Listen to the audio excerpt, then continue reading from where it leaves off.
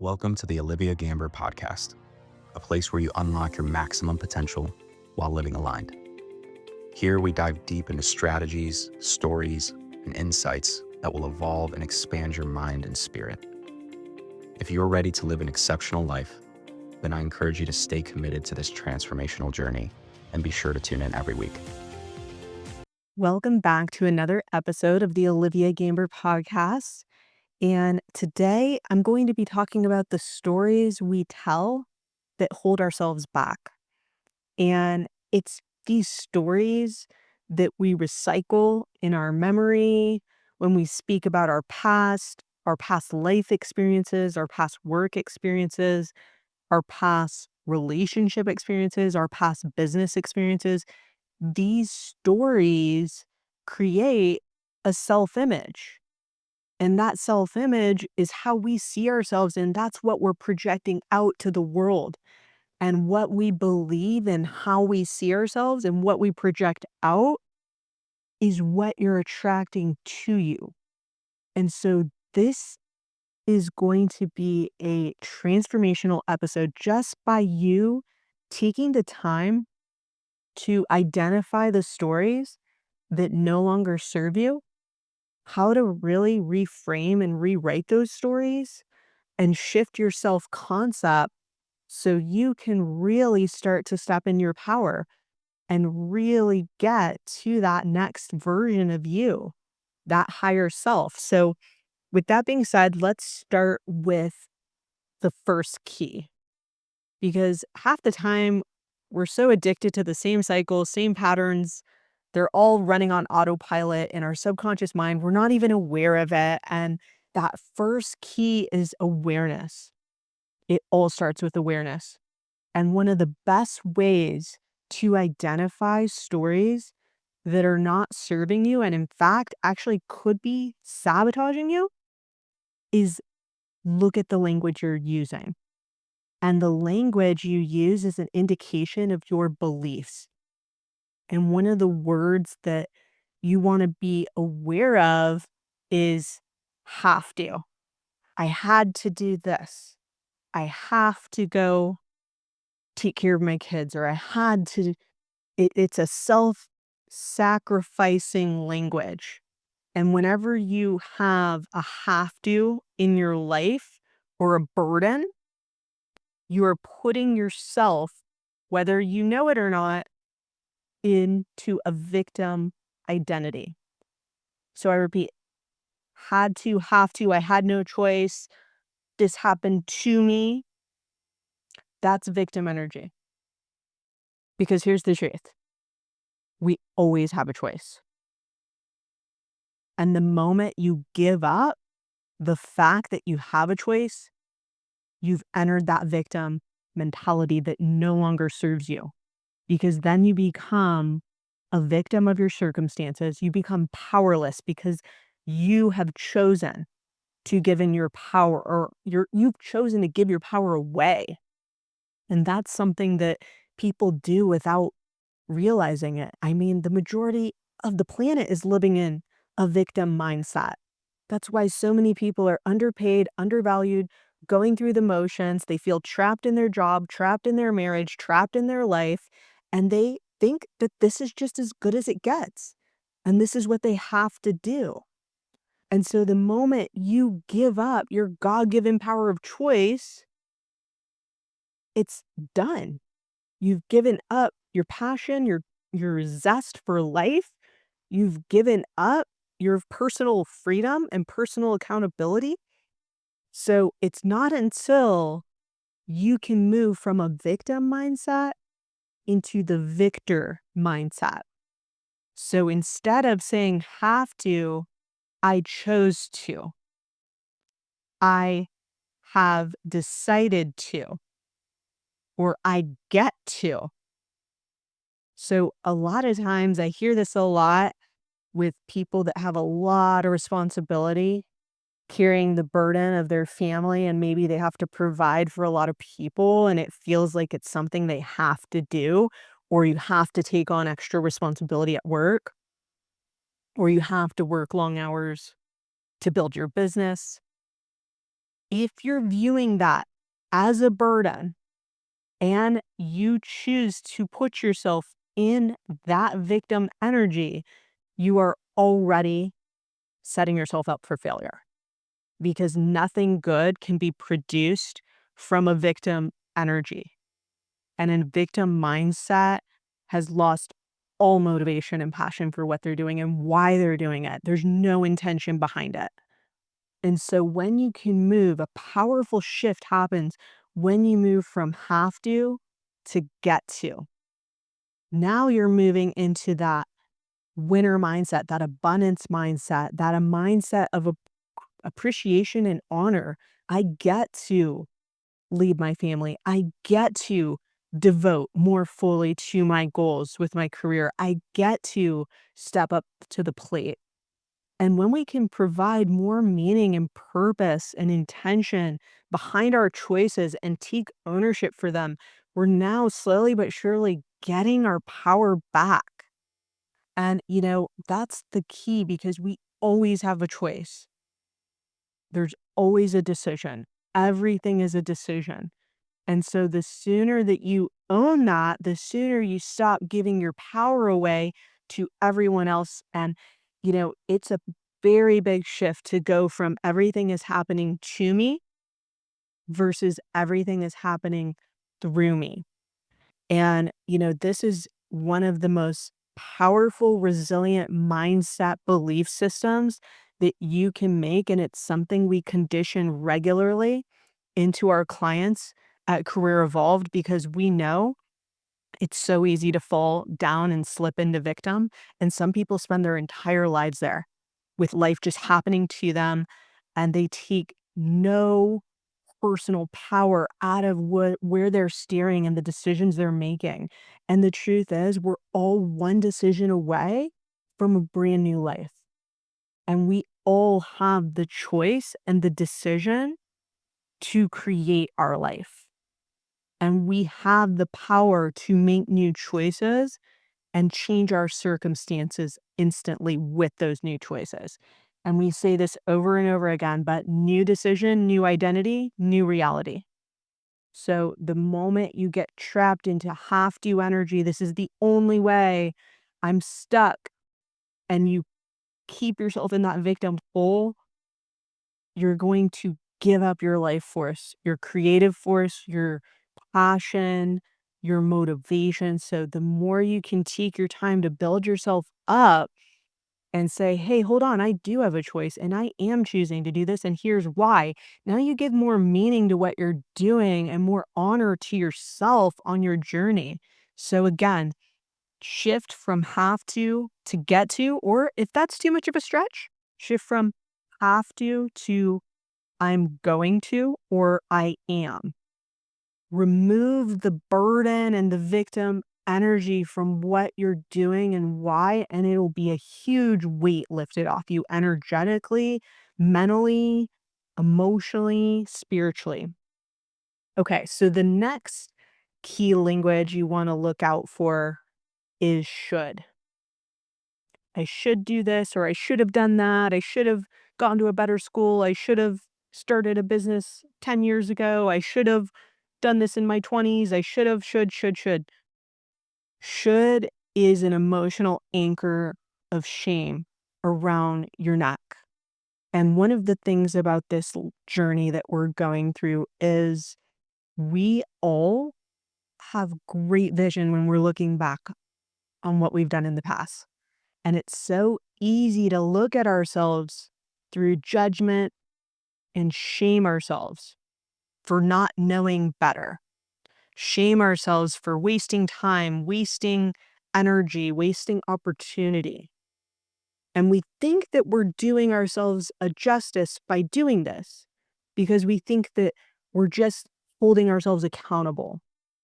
But in reality, what you're doing is you're diminishing your own self-respect and your self-worth. And when you don't respect yourself, you won't trust yourself. And it has a spiral effect, a downhill effect, where I see some of the most brilliant people. They're just so stuck in perfectionism that they should on themselves and judge and criticize themselves all day, every day. And all they do is tear themselves down and focus on what didn't go perfectly, what's not happening, and where they could improve. So what this feedback loop does is it creates a deep belief system of not enough and not worthy. I'm not worthy of the wealth, freedom, and impact I desire because I'm not perfect yet. I still have to get this qualification, or I didn't go to the right school, or I don't have the perfect amount of experience, and I'm not prepared to fail.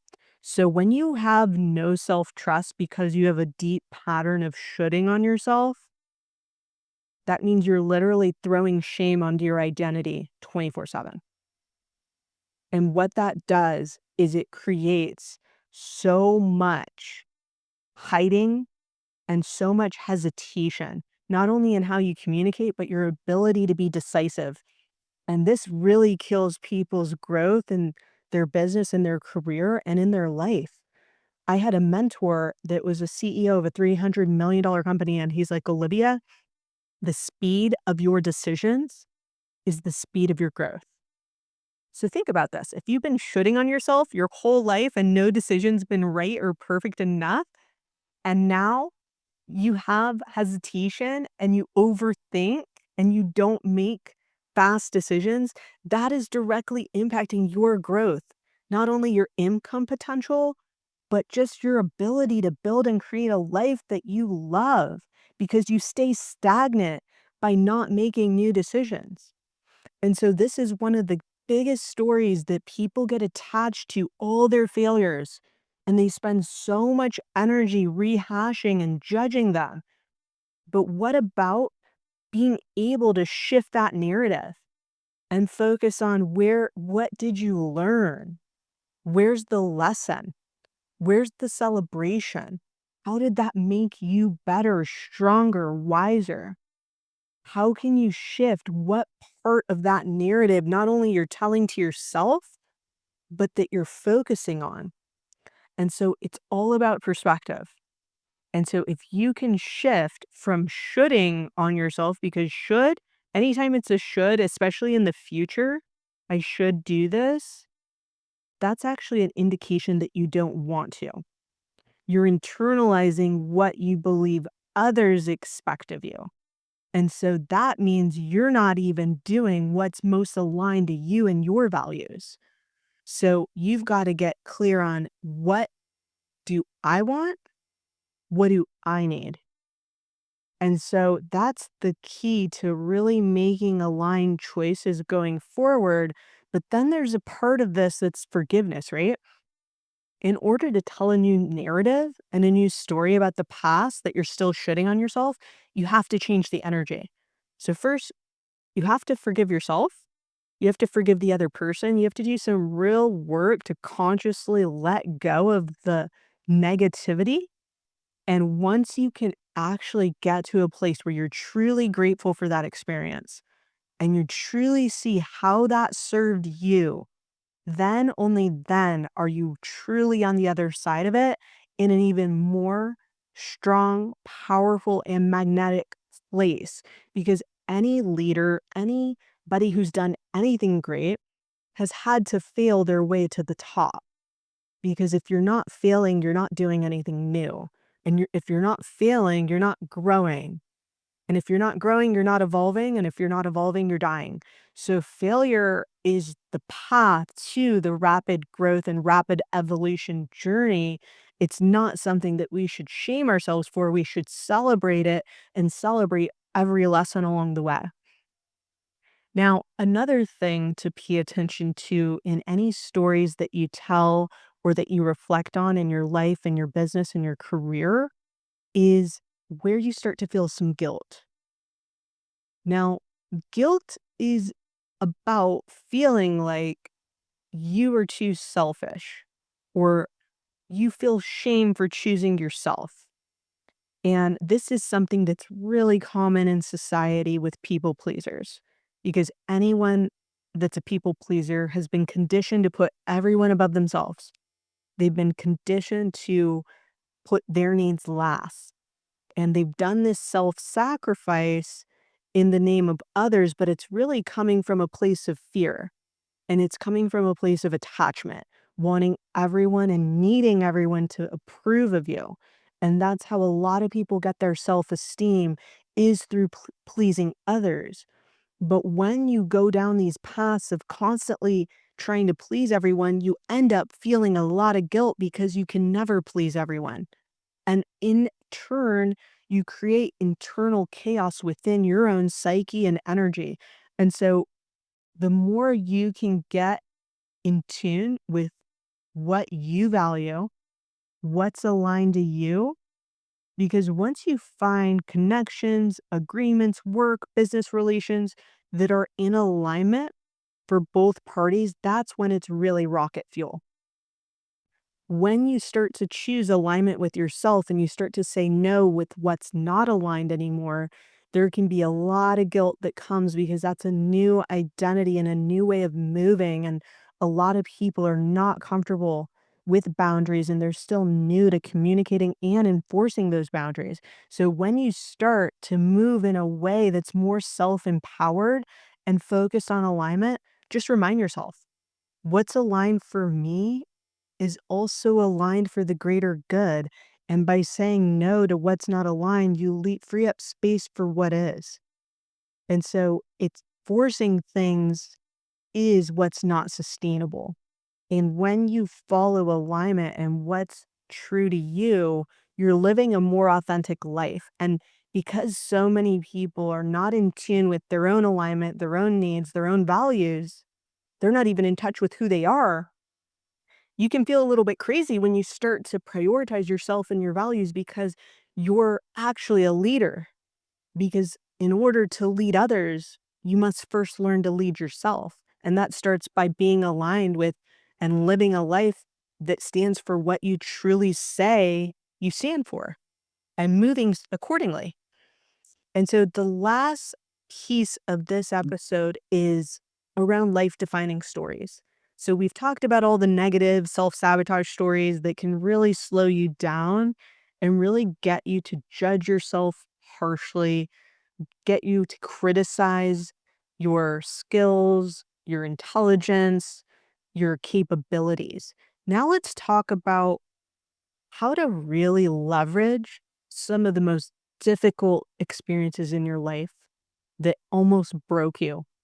Those are what I call life defining moments. And I was recently at a conference with a really great friend of mine, and he took us through this exercise. His name's Bob Fazzini. He took us through this exercise of life defining moments, and there was a group of leaders, CEOs, and executives at the conference table. And each of us got to share one of the most life defining moments. It was where, life just brings you to your knees, but it was that story, that moment that really made a mark on who you are, and you were never the same again. And we all have these life defining moments that really can inspire, uplift not only others, but also remind ourselves just how powerful we truly are, just how strong and resilient we really are. And sometimes we need to be reminded of that. But I would take it a step further. When you have these life defining moments, these are stories, especially as a leader, that you want to share with others because this is what shows people that you're human. It's so relatable. And not only that, it's incredibly uplifting and inspiring to hear these stories because stories can be so transformational because you allow others to see parts of themselves in your journey and that shifts something in them. That moves their perspective. It can really help a lot of people. So I'm going to leave you guys with an example of a life defining moment for me, and this hits really close to home for me. So I found out 3 years ago that my son was diagnosed with autism. And when I found out, I shed waterfalls of tears. It was tears of relief that he was finally going to get the help he needed. it was tears of grief because I knew this meant that my journey as a mother, as a parent, was going to be completely different than what I had visualized for that journey. I was not going to get to go to basketball games, softball games, baseball games, soccer like a normal parent. I was living a very different life, and my son was on a completely different trajectory as he is nonverbal and still learning to speak, as well as having high sensory needs. And then on top of that, shortly after, he got type 1 diabetes, which almost just completely knocked the wind out of my sails because it didn't feel fair. It didn't feel right. I couldn't understand why was he going through all of this. And so as I started to move through the grief and the dark clouds of this storm that was like a nightmare at the moment, I really had to let go of control. I had to let go of comparing my son to anybody else. I had to let go of judging and putting my son on a timeline of expectations for his development and a timeline for his growth and a timeline when he was going to speak and a timeline for anything really. And I had to surrender completely. And, I now see, because my son is now 6 and it's been 3 years since that happened, I now see what a gift this was for me because Mason has helped heal parts of me, the hyperachiever that was never enough and always wanted more and never satisfied and constantly on the go, on to the next thing, never fully present, all about the next thing and push, push, push, and really slowed me down. He forced me to get really grounded and in the present moment. And his need for sensory and to be in the swing every day, it got me to be really ritualistic with him. And we spend time outdoors every day. Every day we watch the sunset. We listen to the palm tree leaves. We hear the wind. Our feet are in the sand, and it's just he has got me to really connect with myself and nature. And it's been one of the most beautiful things because every morning I now start my day outside and really consciously slowing down and feeling the gratitude for the simplest things like the wind in the tree leaves and the sound of that and the smile on his face because the simplest things bring him so much joy. And Mason has brought so much simplicity to my life because he doesn't wanna play sports and he just wants to be outside and swing and do very simple things.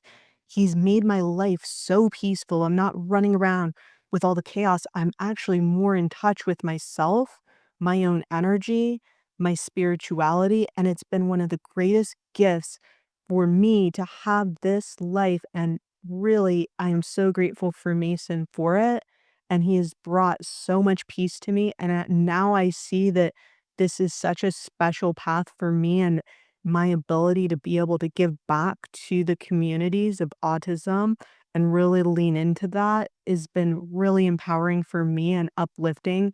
And once I reached full acceptance and love of my son, it really brought my own just lack level of empathy and lack of judgment is all on a whole new level. I don't judge anybody. I don't know what any one family is going through, and it's brought me so much more patience. So if it weren't for Mason, these parts of my identity wouldn't have been developed and made me into an even more well-rounded leader. And I know for a fact I am a much better mom, human, and leader because of my son Mason. So I am so grateful for this journey, and I genuinely, truly feel that in every cell of my body. So this is an example of how you can take some of the worst situations, and it can take some time to get to that point where you truly feel that appreciation and that gratitude for that suffering. But take the time to do it because those are the life defining moments. And I truly believe God doesn't put more on our plate than we can handle. And, some of us have massive plates that are made out of cement, and it's an honor and a privilege to get to carry that. And we remind ourselves that pressure is a privilege. And so, with that, anybody that's really going through a mindset transformation and you really want to see a breakthrough with your career, and you know that it's you holding yourself back, we can help. I would encourage you to book a call with us at www.careerevolved.com/schedule. And we will do a 1 hour breakthrough session. And our goal is to assess your background, your goals, what your gaps are, and see if we're aligned to help or not. If nothing else, you'll leave with value and clarity.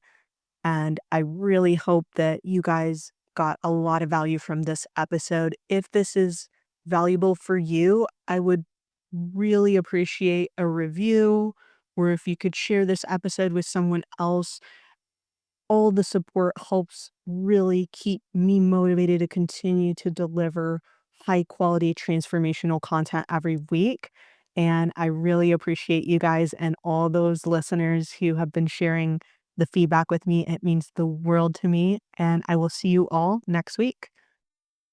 Your hub for transformation to unlock your maximum potential while living aligned. Remember, it's not just about dreaming, it's about doing. If you loved today's episode, don't forget to subscribe, share it with someone who needs it, and keep showing up for yourself. Until next time, stay bold, stay brilliant, and in alignment with who you really are.